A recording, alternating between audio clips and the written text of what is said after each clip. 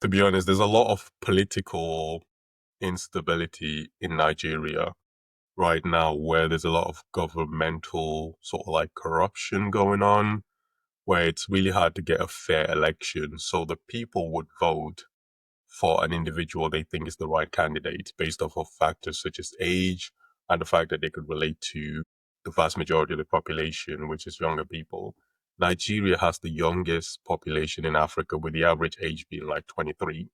So obviously, these older people are out of touch with most Nigerians.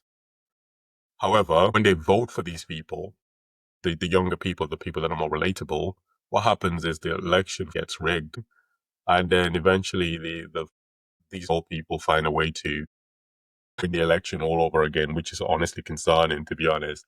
And then these are the same leaders that are constantly in bed with like Western leaders because they serve the best interest of Western corporations. And I think that's a big problem. But besides that, Nigeria itself is a very good country in terms of like people, kindness, culture, friendliness, and all of that. The only problem is the political aspect of Nigeria. That's the only problem. But if you exclude that and you're just looking at things from like a political perspective, then there's a lot of corruption and there's a lot of poverty. So that's why people want to leave Nigeria, basically.